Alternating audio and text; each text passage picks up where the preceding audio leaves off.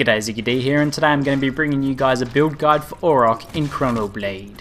I dubbed this build the Critserker, and it's all about maximizing damage as much as possible, especially on your core attacks. If you're a big fan of core attacks, then this is the build for you.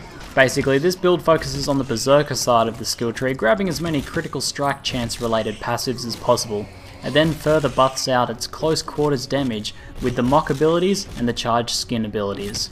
So now I'll transition over from the combat footage and I'll show you guys the skill tree in a bit more detail. This build is essentially finished at around level 20, and it's also a great leveling build as well, just because of the amount of damage it puts out. That said, I've also had pretty good success with it in the tournament mode as well, placing top 3 a couple of times. So we start off with the mock ability to buff up our melee damage from our core attacks. And then from there we grab Ringing Blades to increase our critical strike chance up to a base of 10%. And then from Ringing Blades we go ahead and grab Sliding Strikes to give us a bit of damage over time when we do score those critical hits. Our goal from there is to head down through Deep Reserves and grab Singularity, which causes a small explosion whenever you score a critical hit. So basically you can see how critical hits are really a core focus of this build. Whenever you score a critical hit, you're going to be applying a bleed damage over time to enemies and also causing a small explosion which hits multiple enemies in that area. The next step is to grab Tornado, but don't even put it on your skill bar because then you'll be tempted to use what is essentially a pretty bad ability in this build. The only reason we're getting Tornado is to get the excellent Charged Skin ability. Charged Skin does 3 really good things in this build. Basically, once you've got a lot of enemies stacked up on top of you, when you first cast Charged Skin it does a lot of damage to those enemies, pushing them back a little bit as well. From then it also does damage intermittently to any enemies around you as you are simply fighting. And then once it's fully leveled, it also applies a minor damage over time, which does additional lightning damage over time, even when you're not near the enemies. So with the charged skin damage over time, in addition to the sliding strikes, bleed damage over time, you're doing a lot of damage even when you're not hitting things. The next passive I like to get is just Brawler. This build is very offensively focused obviously, but the 25% armor from Brawler is probably worth it in terms of survivability.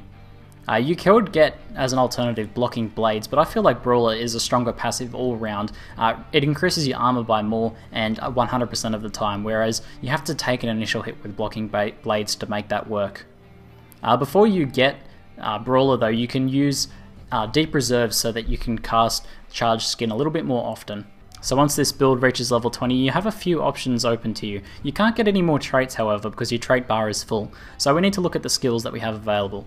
Basically you have Sucker Punch, Seismic Slam, Magma Blast, and Repulse. Out of all of these, my favourite is Magma Blast because it allows you to get really high combos and it allows you to sort of stack up the enemies all on top of each other, whereas I feel Repulse works sort of against this build in that you really want things to be grouped around you rather than repulsed away from you. The other 2 abilities are quite good in this build, but overall I prefer Magma Blast, but you can play around with the skill that you feel best suits your playstyle. So now I'll go ahead and show you guys my gear a little bit because there are a few considerations in gearing for this build. Now in the early levels there's not too much to worry about because there's really not much variety in gear, but as you start to get closer towards level 20 there are a few things you can do to really supplement and make this build more powerful. Now the main one is obviously critical strike chance. You get a base of 1% on your character by default, then you get another 10% from that passive skill that we chose earlier. And then you can buff this out further, and any additional critical strike chance you build onto your character through your gear has a huge effect basically, because every time you are scoring a crit you're applying a bleed and causing a small explosion, as well as just increasing your damage as well. So you can get critical strike chance on as much gear as possible, and that's going to help you out a lot. So I've got it on my fist weapons here, I've got it on a ring, and I think I have it on possibly like my chest piece or something like that there. So as I gear up even further, I'll be really opting for critical strike pieces of gear when I have 2, fairly comparable options. Another great choice for this is attack speed. So I have a few pieces of attack speed here. A couple % of attack speed isn't nearly as helpful as a couple % of crit chance, but the faster you attack the more crits you're going to put out anyway, and attacking fast and putting out those crits is the main focus of this build, so any attack speed you can get is going to help as well. Otherwise just focus on stacking up your armor, defense, damage, all the basics like that. So now I'll quickly go ahead and jump into a game so I can show you guys and just explain how some of the abilities used and the order I use the abilities in. So I'm just going to jump into the second stage in Heroic, since this is usually where I level these builds anyway. So basically you start off with your 100 energy, and you can start off by just grouping up things a little bit. Once you have a good group of spiders, you're going to hit your shout like that, and then make sure you're very close to things and cast your lightning skin ability like that. I forget the names in actual combat. And then from there you're just going to want to use as the fastest attacks you can to apply as many crits as you can.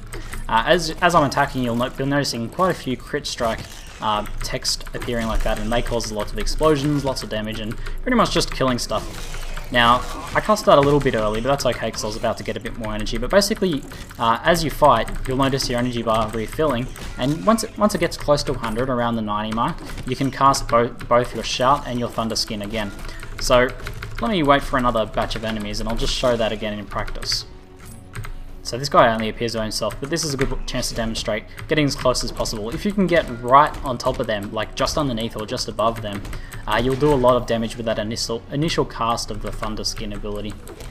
So I'm just gonna go ahead and make up my own names for these abilities.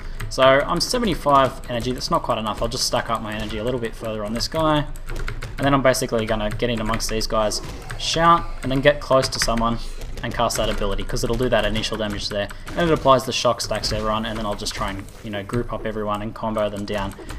This build can do really well in combos because you're using a lot of faster attacks. I've easily gotten over 100 combos with this build when I'm focusing on playing pretty well. So that's pretty much the basics of it. The only other skill I picked is this Kamehameha ability, which I just use to group things up. Basically, that pushes them all to one end of the stage, and then you can do your normal thing. Charge up your energy a little bit, do your shout, cast your lightning skin, and everything. If everything's not dead by that point, you can finish them off. So pretty basic stuff. I'll go ahead and leave that now. So hopefully you guys have enjoyed this build guide, and maybe if you don't feel like this is the build for you, you're able to take some ideas from it to create your own build. I've had a lot of fun with Critical Strike Chance. I really like the explosiveness and the power behind a Critical Strike build, and I feel like this has been a lot of fun to play personally myself. Anyway, that's it for now. I'm ZiggyD, and thanks for watching.